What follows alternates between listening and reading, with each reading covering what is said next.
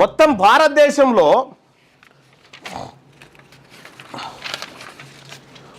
భారతదేశంలో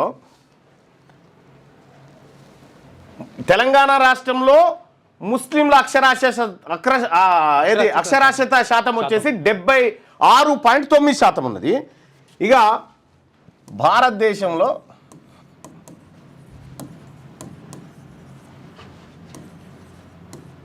ముస్లిం IAS IPS భారతదేశంలో ఉన్నటువంటి ముస్లిం ఐఏఎస్ ఐపిఎస్లు ఎంతమంది ఉన్నారు? ఐఏఎస్లు వచ్చేసి 180 మంది, ఐపీఎస్లు వచ్చేసి 151 మంది. ఇది ముస్లిం మొత్తం ఐఏఎస్లో 3.1%, ఇది 3%, అంతే. ఇగో ఇది ముస్లింలు ఐఏఎస్లు ఐపీఎస్ అధికారులుగా ఇంతమంది ఉన్నారా మొత్తం దాదాపు 10,000 మందిలా. ఓ 10,000 మందిలో ఉన్నది గీళ్ళు. వీళ్ళని విద్యాపరంగా ముందుకు తీసుకుపోవాలని 2005లో మన్మోహన్ ప్రభుత్వం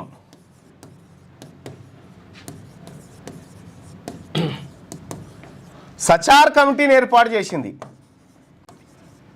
సచార్ కమిటీ ఎట్లా వాళ్ళ జీవితాలను బాగుపరచాలని భారతదేశంలో ఉన్నటువంటి ముస్లింల స్థితిగతులను అధ్యయనం చేయడానికి సచార్ కమిటీని ఏర్పాటు చేసింది. సచార్ కమిటీ నివేదిక ఇస్తే ఇదే కాంగ్రెస్ పార్టీ ప్రభుత్వం సచార్ కమిటీ నివేదికలోంచి ఒకే ఒక్కటి ఏం అమలు చేసింది అంటే మైనారిటీ శాఖ. ఇప్పుడు బీసీలకు కూడా ఈ మైనారిటీ శాఖనే కేంద్రంలో, బీసీలకు సపరేట్ లేదు, ఈ మైనారిటీ కిందనే ఈ ఒక్క శాఖను పెట్టి చేతులు దులుపుకుంది కాంగ్రెస్ పార్టీ ప్రభుత్వం. సచార్ కమిటీ ఏం చెప్పిందంటే ఈ దేశంలో ఎస్సీల కంటే ముస్లింలు ఆర్థికంగా వెనుకబడి ఉన్నారని నివేదిక చెప్పింది. మరి ఇటువంటి ముస్లింల కోసం నువ్వు వాళ్ళని ఏ రంగాల్లో ముందుకు తీసుకురావాలి? ఎడ్యుకేషన్లో ముందుకు తీసుకురావాలి, ఎంప్లాయ్మెంట్లో ముందుకు తీసుకురావాలి. వాళ్ళను ఏది బిజినెస్లు చేసి మోపేడు కొనిస్తావు, మోజు బండ్లు అమ్ముకోవాలనా? వెనుక ఉల్లిగడ్డ కట్టుకొని ఏమన్నా పండ్లుంటే తట్టబెట్టుకొని మోపేడు నడుపుకుంటా పోవాలనా ఈ రాష్ట్ర ప్రభుత్వం? ఇదా నువ్వు ముస్లిం విద్య కోసం నువ్వు చేస్తున్నది ఏంది? ఇది తెలంగాణ రాష్ట్రంలో జూబ్లీ హిల్స్ బై ఎలక్షన్స్ కోసం కాంగ్రెస్ పార్టీ ఆడుతున్నటువంటి నయా డ్రామా. ఇది కాంగ్రెస్ పార్టీ ఆడుతున్నటువంటి నయా డ్రామా. ఈ 2 కొత్త స్కీమ్స్ ఇప్పుడు ఎందుకు గుర్తుకొచ్చినాయి? మీకు దమ్ముంటే కాంగ్రెస్ పార్టీ ప్రభుత్వానికి చెప్తున్నా, జూబ్లీ హిల్స్లో కాకుండా ఇంకెక్కడన్నా ఈ పైలట్ ప్రాజెక్టు పెట్టి, పైలట్ ప్రాజెక్ట్ ఇక జూబ్లీ హిల్స్లోనే స్టార్ట్ అవుతుంది ఇది.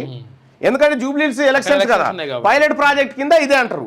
ఇక 2 రకాల మోసాలు చేయబోతా ఉంది. ఇందులో ఒకటి మనం ముస్లిం సోదరులు అబ్జర్వ్ చేయాల్సింది, ఈ నెల 20 నుంచి అంటే ఇవాళ నుంచి వచ్చే నెల 6 తారీఖు వరకు 6 వరకు ఆన్లైన్లో దరఖాస్తులు.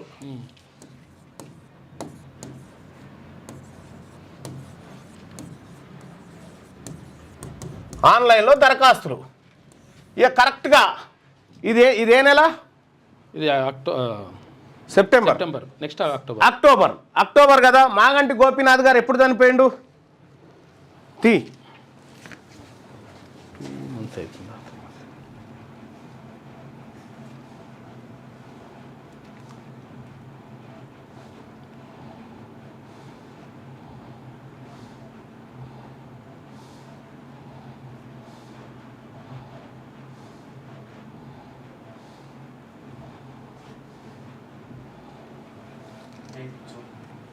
జూన్ 8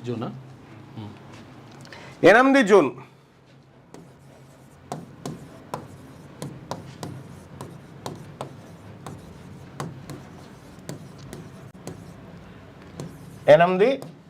జూన్ నెలలో చనిపోయిండు. ఓకేనా? అయితే ఒక ఎమ్మెల్యే చనిపోయిన తర్వాత 6 నెలల లోపల ఎన్నికలు నిర్వహించాలి. అంటే జూన్ నుంచి ఎప్పటి వరకు అన్నట్టు డిసెంబర్ వరకు అన్నట్టు. డిసెంబర్ వరకు, డిసెంబర్ లోపల ఎన్నికలు నిర్వహించాలి. డిసెంబర్ 8 తారీఖు లోపల ఎన్నిక ప్రక్రియ అయిపోవాలి ఆల్రెడీ. సో ఈ ఎన్నికలు నిర్వహించడానికి ఎలక్షన్ కమిషన్ ప్రాసెసింగ్కి ఎన్ని రోజులు టైం తీసుకుంటుంది? దాదాపు ఒక 2 నెలల పైచిలకు కాలం తీసుకుంటుంది. 45 రోజులు అట్లా, 45 నుంచి 2 నెలల దాకా తీసుకుంటుంది. 2 నెలలు తీసుకుంటుంది. ఇప్పుడు ఏంది సెప్టెంబర్, అక్టోబర్ 6 తారీఖు నాడు, అంటే కరెక్ట్గా అక్టోబర్ 7కో 8కో నోటిఫికేషన్ వస్తుంది. అక్టోబర్లో వస్తుంది మొత్తం మీద. అక్టోబర్ 7కో 8కో నోటిఫికేషన్ వస్తుంది. ఈ నోటిఫికేషన్ కోసం, ఈ నోటిఫికేషన్ అనగానే మేము దరఖాస్తులు తీసుకున్నాం ఇద్దాం అనుకున్నాం కానీ మోసం అయిపోయింది, ఎలక్షన్ కమిషన్ పాడుగా నోటిఫికేషన్ వేసింది అని చెప్తారు ఏడా జూబ్లీ హిల్స్లో ఉన్న ముస్లింలకు. నీవు ఈ ముస్లింలకు కాంగ్రెస్ పార్టీ మేనిఫెస్టోలో ఇచ్చినటువంటి హామీలు ఉన్నాయి కదా, అందులో ఎన్ని అమలు చేసినావు చెప్పు? ఏమీ అమలు చేయకపోగా కేవలం జూబ్లీ హిల్స్లో ఉన్నటువంటి ముస్లిం ఓట్లను మభ్యపెట్టడానికి కాంగ్రెస్ పార్టీ చేస్తున్నటువంటి ఎత్తుగడ. ఈ కాంగ్రెస్ పార్టీకి చిత్తశుద్ధి ఉంటే మీ యూపీఏ గవర్నమెంట్ తీసుకొచ్చినటువంటి సచార్ కమిటీ నివేదికను ఈ దేశంలో ఎందుకు అమలు చేయలేదు? ప్రత్యేక కమిషన్ పెట్టాలనేటువంటి నిర్ణయాలను ఎందుకు పక్కన పెట్టిర్రు? ఇక్కడ సచార్ కమిటీ నివేదిక ఆధారంగా ఈ రాష్ట్ర ప్రభుత్వం గుర్తించిన ముస్లింల సాధక బాధకాలు ఏంటి ఉన్నాయా?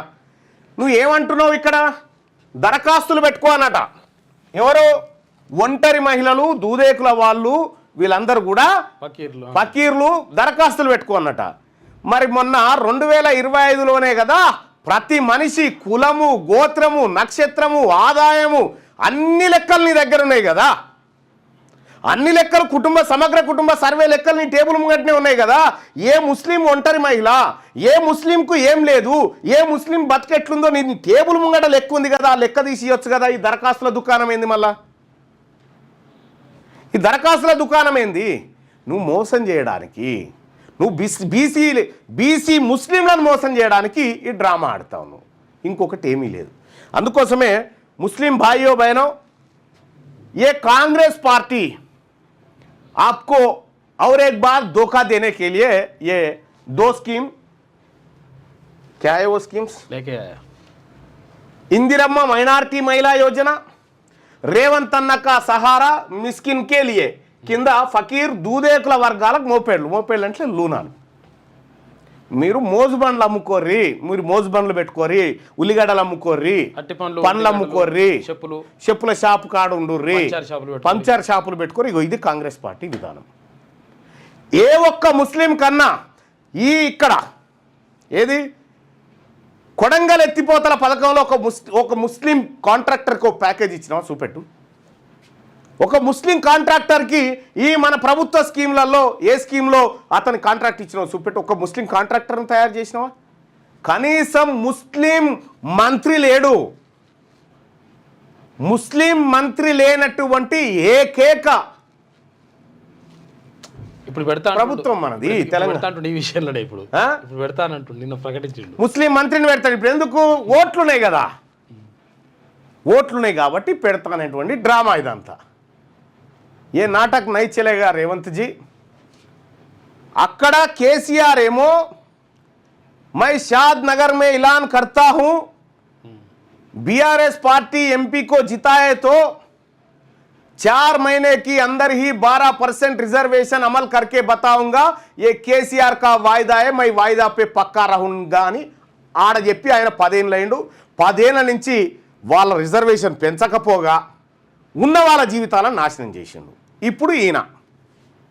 అందుకోసమే ముస్లిం సోదరులారా, మన బతుకులు మారాలంటే మన పిల్లలకు మంచి ఎడ్యుకేషన్ దక్కాలి, మనకు కార్పొరేట్ లెవెల్లో ఫ్రీ ఎడ్యుకేషన్ ఉండాలి, మనకు కష్టపడి పని చేయడానికి అవకాశాలు ఏర్పడాలి. ఈ మొబైళ్లతోనో వీలేసే బిచ్చం ద్వారానో మన బతుకులు మారవు. ఇదంతా ఎన్నికల స్టంట్. అందుకోసమే నిన్న వరంగల్లో మన party Telangana Rajyadhikara party Warangal declaration ప్రకటించింది. నిన్న రాష్ట్ర స్థాయి సమావేశం అక్కడ నిర్వహించి అందులో ప్రధానమైనటువంటి డిక్లరేషన్ వివరాలని ఇప్పుడు మీ ముందు చెప్తా. Telangana Rajyadhikara party Warangal declaration professor Jayashankar సార్ను తెలంగాణ జాతిపితగా ప్రకటించడం మా మొట్టమొదటి తీర్మానం. అది తెలంగాణ రాష్ట్రాన్ని సాధించడం కోసం తన జీవితాన్ని తర్పణం చేసినటువంటి ఈ తెలంగాణ మహాత్ముడు ప్రొఫెసర్ జయశంకర్ సార్ను తెలంగాణ జాతిపితగా ప్రకటించడం. ఒకవేళ ఈయన కాకుండా ఈయన ప్లేస్లో ఇంకో రెడ్డి అని ఉంటే ఈ పాటికే ప్రకటిద్దురు. జయశంకర్ సార్ను ప్రకటించట్లేదు. అందుకనే తెలంగాణ ఉద్యమకారుల ఆకాంక్షలకు ప్రతిరూపమైనటువంటి ప్రొఫెసర్ జయశంకర్ సార్ను తెలంగాణ జాతిపితగా మేము ప్రకటిస్తా ఉన్నాము, మీరు చేయకపోతే మేము చేసి చూపెడతాం. జీవితం మొత్తం కూడా అంకితం చేసిండు తెలంగాణ. ఇక రెండోది, తెలంగాణ రాజ్యాధికార పార్టీ వరంగల్ డిక్లరేషన్ 2. ఇది కొండా లక్ష్మణ్ బాపూజీకి భారతరత్న కోసం డిమాండ్. కొండా లక్ష్మణ్ బాపూజీ ప్రత్యేక తెలంగాణ రాష్ట్రం కోసం బడుగు బలహీన వర్గాల జీవితాలు మారాలని చెప్పి తన మంత్రి పదవిని త్యాగం చేసిన మొట్టమొదటి వ్యక్తి కొండా లక్ష్మణ్ బాపూజీ. ఈ కొండా లక్ష్మణ్ బాపూజీ తన జీవితం అంతా ఈ వర్గాల కోసం పనిచేసిండు కాబట్టి, తెలంగాణ కోసం పనిచేసిండు కాబట్టి ఆయనకు భారతరత్న ఇవ్వడం కోసం ఈ రాష్ట్ర అసెంబ్లీ తీర్మానం పెట్టాలి. లేదంటే రేపటి బీసీ ప్రభుత్వం ఖచ్చితంగా పెట్టి తీరుతుంది. ఇక మూడోది, తెలంగాణ రాజ్యాధికార పార్టీ వరంగల్ డిక్లరేషన్ భూమి లేని బీసీ నిరుపేదలకు 2 ఎకరాల భూ పంపిణీ. తెలంగాణ రాష్ట్రంలో భూమి లేని బీసీ కుటుంబాలకు ప్రతి కుటుంబానికి 2 ఎకరాల చొప్పున భూమి పంపిణీ. ఒక ఆయన అంటాడు, పాపం ఎట్లా పంచుతారు, ఎట్లా పంచుతారయా అని అంటాడు. అరే ప్రభుత్వము తెలంగాణ రాష్ట్రం వచ్చిన తర్వాత కొన్ని లక్షల ఎకరాల భూములు ప్రభుత్వం సేకరించింది కదా రైతుల దగ్గర, 10 లక్షలు 5 లక్షలు ఇచ్చి. ఇక్కడ ల్యాండ్ సీలింగ్ యాక్ట్ను తుంగలో దొక్కిరు కదా, ఆ లూపోల్స్ ద్వారా అనేక లక్షల ఎకరాలు కేసీఆర్ 10 ఏళ్లలో కొత్తగా 25 లక్షల ఎకరాలు ముట్టించిండు కదా. 25 లక్షల ఎకరాలు అవి అట్లా ఉన్నాయి. తక్కువ పడితే భూసేకరణ చేపడుతుంది ప్రభుత్వం. ఇప్పుడు ఇస్తారు కదా 5 లక్షలు 10 లక్షలు, రేపు మీ అప్పర్ క్యాస్ట్ వాళ్ళ భూములకు కూడా 5 లక్షలు 10 లక్షలు ఇచ్చి తీసుకుంటుంది ప్రభుత్వం, బీసీలకు పంచుతుంది. ఇప్పుడు ఎంతమందికి లేవు? 75 లక్షల మందికే లేవు. 2 ఎకరాలు ఇచ్చినా కానీ 1,50,000 ఎకరాలు అయితే మస్తు అయిపోతుంది. 1.5 ఎకరాలు. ఇక్కడ భూమి లేని బీసీ పేదలకు 2 ఎకరాల భూ పంపిణీ ఇచ్చి తీరుతుంది ఈ బీసీ ప్రభుత్వం. అలాగే వరంగల్ డిక్లరేషన్ తెలంగాణ రాజ్యాధికార పార్టీ ప్రతి సంవత్సరం బీసీల కోసం 1,00,000 కోట్ల బడ్జెట్, మొత్తం 3,04,000 కోట్ల బడ్జెట్లో రేవంత్ రెడ్డి ప్రభుత్వం కామారెడ్డి డిక్లరేషన్లో ఇచ్చిన హామీని తుంగలో దొక్కుతూ ప్రతి ఏడాది బీసీలకు 20,000 కోట్లు పెడతామని చెప్పి మొదటి ఏడాది 9,200 కోట్లు పెట్టి కేవలం 2,500 కోట్లు కూడా ఖర్చు చేయలేదు ఫస్ట్ ఏడాది. ఇక రెండోసారి మళ్ళీ 11,000 కోట్లు అని పెట్టి దాంట్లో కూడా ఖర్చు చేసింది ఏమీ లేదు. కాబట్టి బీసీ ప్రభుత్వం ఒకేసారి ఒకే బడ్జెట్లో ప్రతి ఏడాది 1,00,000 కోట్ల రూపాయలు బీసీల బడ్జెట్గా పక్కకు పెట్టబోతా ఉంది. బీసీల బతుకులు ఇక గిట్ల మారుతాయి. ఇక తెలంగాణ రాజ్యాధికార పార్టీ వరంగల్ డిక్లరేషన్ రాష్ట్రంలో ఇల్లు లేని అగ్రవర్ణ పేదలకు, ఇల్లు లేనటువంటి అగ్రవర్ణాల్లో ఉన్నటువంటి పేదలు ఎవరైతే ఉన్నారో వాళ్ళకి ఇల్లు కట్టించిస్తాం. ఇప్పుడు మీరు మాకు కట్టించిస్తారు కదా, మేము మీ అగ్రవర్ణాల్లో ఉన్నటువంటి పేదలకు మా కమిట్మెంట్ చూడండి. బీజేపీ, కాంగ్రెస్, టీఆర్ఎస్ వీళ్ళ మేనిఫెస్టోలో ఎక్కడ కూడా అగ్రవర్ణ పేదలకు సంబంధించి ఏ పథకాలు లేవు. మొట్టమొదటిసారిగా తెలంగాణ రాజ్యాధికార పార్టీ వరంగల్ డిక్లరేషన్లో అగ్రవర్ణ పేదలకు పక్కా ఇల్లు కట్టిస్తామని చెప్పి హామీగా తీసుకొస్తా ఉంది. ఇది ఈ 10 పాయింట్స్ హామీగా తీసుకొస్తా ఉన్నాం. ఇక ముస్లింల బతుకులు ఎట్లా మారుతాయంటే తెలంగాణ రాజ్యాధికార పార్టీ వరంగల్ డిక్లరేషన్ ముస్లిం మైనారిటీలకు సంబంధించి సచార్ కమిటీ నివేదిక ఆధారంగా వారి అభివృద్ధికి చిత్తశుద్ధితో పనిచేస్తాం. సచార్ కమిటీ నివేదిక అమలు చేస్తే వాళ్ళ బతుకులు మారుతాయి. మోపేడ్లు కొనిచ్చి మోజుబండ్లు అమ్ముకోమంటే కాదు. ఇది ముస్లింల పట్ల. ఇక అలాగే తెలంగాణ రాజ్యాధికార పార్టీ వరంగల్ డిక్లరేషన్ విద్యా ఉద్యోగ రంగాల్లో జనాభా ప్రాతిపదికన రిజర్వేషన్లు అమలు చేస్తాం. అంటే ఎవరి జనాభా ఎంతో వారికంతా, ఎవరెంతో రాహుల్ గాంధీ చెప్తా ఉన్నాడుగా, జితనే ఉస్సేదారి ఉత్తినే భాగేదారి అని చెప్పి. ఈ ఇస్సేదారి భాగేదారికి తెలంగాణ రాష్ట్రంలో సరైన అర్థమే చూపించింది మీ రెడ్డి ప్రభుత్వం. కాబట్టి రేపటి బీసీ ప్రభుత్వం మీరెంతో మీకంతా, బడ్జెట్లో కానీ అవకాశాల్లో కానీ ఉద్యోగాల్లో కానీ అన్ని రకాలుగా ఆర్థికంగా కానీ ఎవరెంతో వారికంతా. ఇక తెలంగాణ రాజ్యాధికార పార్టీ వరంగల్ డిక్లరేషన్. వరంగల్ నగరాన్ని రాష్ట్రానికి 2వ రాజధానిగా ప్రకటిస్తాం.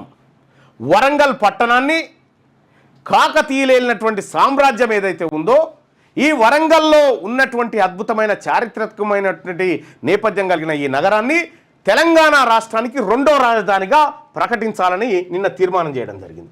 అలాగే తెలంగాణ రాజ్యాధికార పార్టీ వరంగల్ డిక్లరేషన్ మహిళలకు 33% రిజర్వేషన్ అమలుతో పాటు 50% ఉన్నారు మహిళలు, 33 కాదు.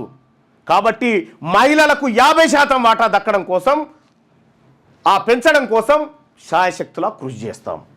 ఇక తెలంగాణ రాజ్యాధికార పార్టీ వరంగల్ డిక్లరేషన్ అందరికీ నాణ్యమైన విద్య అందిస్తాం.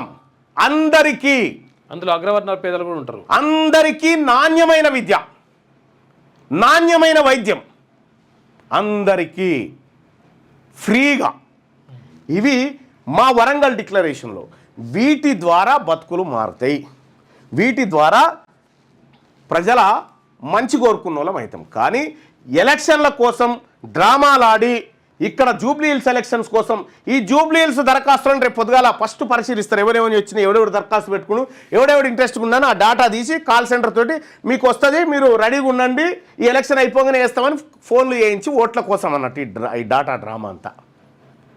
అందుకోసమే मुस्लिम भाइयों बहनों, हमारे प्यारे बीसी मुस्लिम भाइयों बहनों, कांग्रेस ने जो वादा कर रही वो भी झूठा है. ये चुनाव होने के बाद आपको धोखा देने के लिए तैयार है कांग्रेस पार्टी. मुस्लिम के लिए इस राज्य में जो लोग करते वो तेलंगाना राज्याधिकार पार्टी करते ओनली. కాబట్టి ఈ మోసపూరితమైనటువంటి నీకు దమ్ముంటే, ఇదే కాంగ్రెస్ పార్టీకి దమ్ముంటే ఈ స్కీము 30 కోట్లు ఏ లెక్కన ఎంతమంది దరఖాస్తు చేసుకున్నారో లెక్క రావాలి కదా. మరి 30 కోట్లు ఎట్లా పెట్టినావు కరెక్ట్గా? నువ్వు దరఖాస్తు చేసుకున్నాక ఎన్ని పైసలు కావాలనేది లెక్క రావాలి కదా. నువ్వు దరఖాస్తు పెట్టుకుని 1000 మంది దరఖాస్తు చేసుకుంటే 1000 మందికి ఒక్కొక్క కోటి చొప్పున గిట్టిస్తే ఈ 10 కోట్లు అవుతాయి అని చెప్పొచ్చు. నీకు ఆడ దరఖాస్తులే రాలే, ఎంతమంది దరఖాస్తు చేసుకురో లేవు, కానీ 30 కోట్లను ఏంది ఈ మభ్య పెట్టడానికి వాడుతున్నటువంటి సంఖ్య. తస్మాత్ జాగ్రత్త. మీ వ్యాపారం అభివృద్ధి కావాలని కోరుకుంటున్నారా? అయితే వెంటనే క్యూనస్ని సంప్రదించండి. Schools, colleges, banks, shops, office promotions, land promotions, political promotions, restaurant promotions, hospital promotions, పుట్టినరోజు వేడుకలు, శుభకార్యాలు, వ్యాపారాలు ఏవైనా, సందర్భం ఏదైనా ఇప్పుడే క్యూనస్ ద్వారా తెలియజేయండి. మీ వ్యాపారాన్ని అభివృద్ధి చేసుకోండి.